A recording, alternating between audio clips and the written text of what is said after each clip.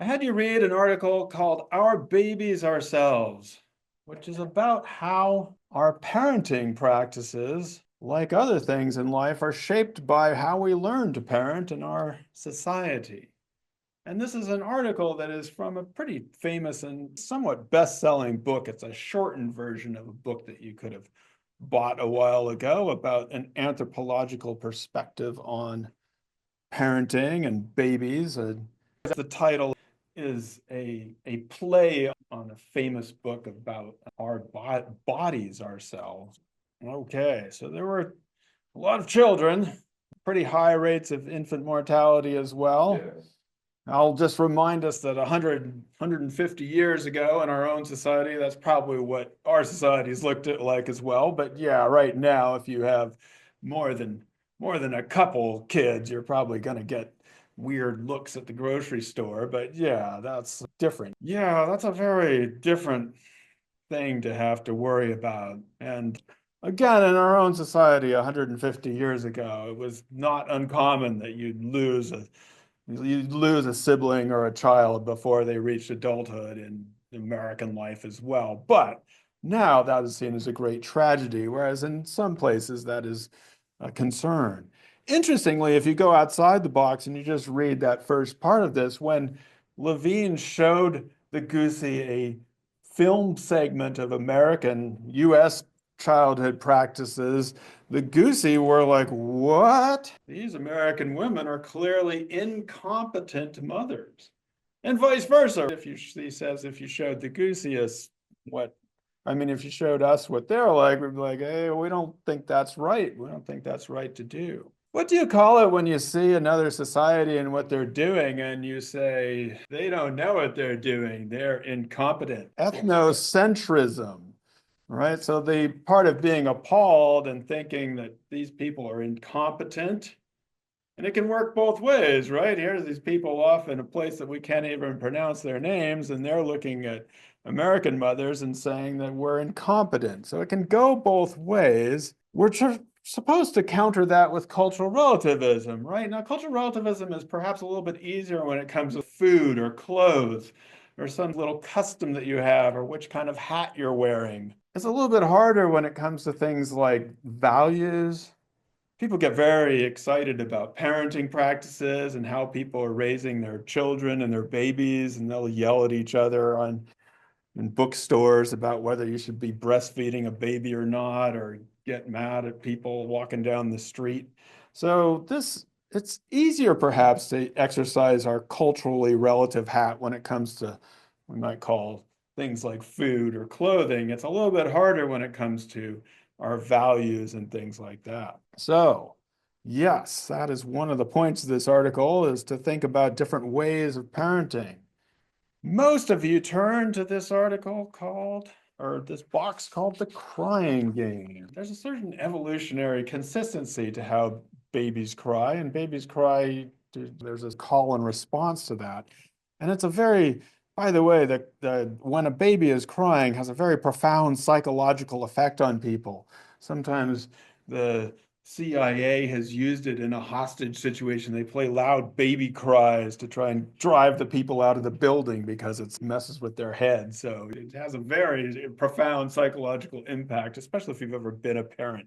You can't get away from it. But in this society, in these two societies, they are very different over time. There are different response rates. We see a different cultural response to this. Now, in the United States, we're often taught that, oh, these babies are always crying to get what they want, and they're gonna, those little manipulative babies, and if you let them have what they want, like care and attention, then they're just gonna keep on crying. And poor babies have to cry to you. We do have this strange idea that the babies are manipulating us and we have to attend to them and we're supposed to let them go cry it out so they'll learn to be independent. I should bring this up. When we're doing these things like letting babies cry and all these things, what values are we trying to emphasize in our society when we do the things that we do? Self-sufficiency. Yeah, we want to make those babies independent. We don't want them to be dependent on us, being all manipulative with their little cries and all that stuff. You got to be independent. Go sleep in your own damn bed, little baby.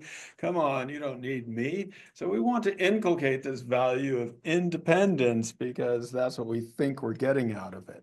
So both the first examples we've talked about are in faraway societies, societies that are perhaps more distant from our own. I particularly, though, like the example of the Dutch because although the Dutch are weird, and we know that the Dutch are weird, they're not as far away from the United States as some of these other places. They're a European industrialized society. So they talk about in Dutch society, they emphasize the three R's, which are rest, regularity, and cleanliness, which the Dutch word for cleanliness also starts with an R, so somehow that works for them. The three R's. And they emphasize these things to the extent that the Dutch babies are actually, a few months later, are sleeping longer than American babies. So they sleep more, they rest more, and it's not just that you can adopt Dutch practices in your own individual life. Dutch society is organized such that most things are within close walking distance of you. So you can quickly leave the house, get some bread, come back. You don't have to worry because it's all within walking distance. And their whole society is set up to emphasize these values of rest, regularity, and cleanliness. Now, I tried to do this as a parent, but it didn't work. I can't pin the baby to a crib and go off to the store because it takes too long. You have to go and then it doesn't work. So their whole society is organized in this way. And you see these differences, and it's not just people that are strange or different from US society, it's in people who are also in an industrial society. So our big point about this is to at least maybe take a breath before we do our ethnocentric, they're doing it wrong or they're being appalled, and try to figure out a more culturally relative approach. And one of the things that has been inspired from studies like this, and Meredith Small and others, is the idea of ethnopediatrics. We're just trying to do pediatric practice, that is, understanding childcare and those kinds of things, in a culturally sensitive manner. I would say that we don't want to confuse with this with a lack of childcare, for example, which people can't get or would want to have a different situation. But yes, there's not necessarily a reason why a 10-year-old person, for example, might not be able to take care of another kid for a few hours at least.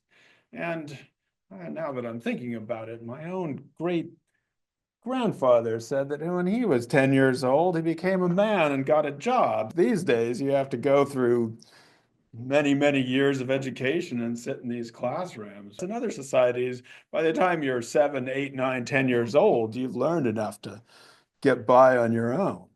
So we see a different approach to child care. Yes, so if we see somebody breastfeeding in public, we probably shouldn't get all weird on them because, at least in terms of our closest non-human primates and the amount of time that they spend breastfeeding, it's actually usually a much longer time than we do in our own society. And let's see, one more box here, maybe. Is that the end of the boxes? Oh, the co-sleeping stuff. Yeah, co-sleeping is complicated. We teach parents that they need to always have their kids in a crib on their back because of sudden infant death syndrome, and that may be true, but if done correctly without big soft bedding, and co-sleeping might be an evolutionarily beneficial thing. I'm not going to recommend it, but again, we should recognize that when we do our parenting, we are often trying to transmit the values of our own society. Caregiving in the United States may be viewed as a cultural experiment in which the infant is relatively more separated and separable from the mother, both in terms of frequency of contact and actual distance. So we're doing, at least according to Ronald Barr here, it's something of a cultural experiment that we've never done before in the societies of really separating out our infants far away from us. Not sure if it's working out that well, if we're really getting independence, but we hope we are. Now, on the one hand, this article is great as a way of trying to maybe reduce our ethnocentrism and introduce more cultural relativism into our parenting practices as well as our pediatric care. But there's another more theoretical aspect of this article, which I want to bring out to you, which anthropologists sometimes call the idea of being biocultural, or sometimes refer to it as holism, as thinking of different aspects of human life together. And I'd like to start from the point that human beings, as Meredith Small says, are born neurologically unfinished. Now, for different evolutionary reasons, which we'll talk about, human beings have very large heads. And so we come out of the birth canal, very difficult process that we call labor, and our heads are still have to grow a lot. And so for the first 3 to 6, 9 months of life, a baby's head is tremendously expanding and growing, and the brain is developing, and all those neural networks are connecting. And it's also completely helpless and dependent on the parents. To the extent that when you're a new parent and that those first 3 months of life, the baby's heart rate is actually a little bit uneven, and its breathing sometimes feels like it's gasping. But if you bring that baby close to you, it actually connects with your own heartbeat and your own breathing and starts to take on that rhythm. And so having a baby be held in that state of complete dependence is also a way in which we socialize the heart rate, that natural heart rate and those breathing with our own natural heart rate and breathing. And so our brains are developing, they're growing and developing during this time when we are being intensely held and nurtured and have no independence, really. And it's at that time that we are learning how to dance with our mothers or fathers or other caregivers. We're learning how to eat certain foods. We're learning who to call people. We're learning how to respond to different things and what you should do.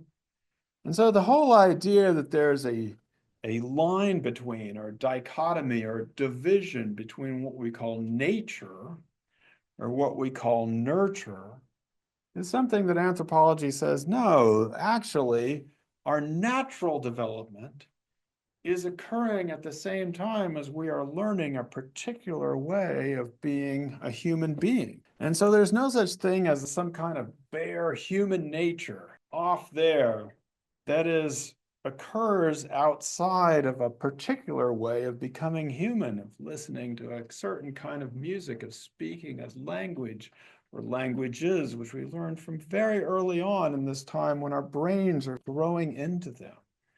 And although you can learn other languages later in life, the languages that you grow up with from your infancy are the ones that get incorporated into your movements and your breathing. And there's some languages in which the meanings of words change based on whether you're breathing out or sucking air in. And for us, for English speakers, it's very difficult to learn a language like that. You can, but it's hard to hear that because you haven't been biologically trained to hear that. What this also means is there's not one way that we can say, that's the way all people should parent. I'm not going to say there's not better and worse ways socially of doing things. I've already claimed that I want to be more like the Dutch, but I'm not going to claim that there's one single way that was the human nature way to parent, because there's a lot of different ways in different societies and given different environmental circumstances and different social circumstances in which people have raised perfectly healthy and intelligent and wonderful kids over time. So when we're thinking about these issues, instead of thinking about the division between nature and nurture, or nature and the social environment, we have to think about them as intertwined, because as people, we grow up with both of these together. So this article is, on the one hand, a plea for not being so ethnocentric. but on the other, it gives us this glimpse into why we humans are so culturally different and why that matters so much to us.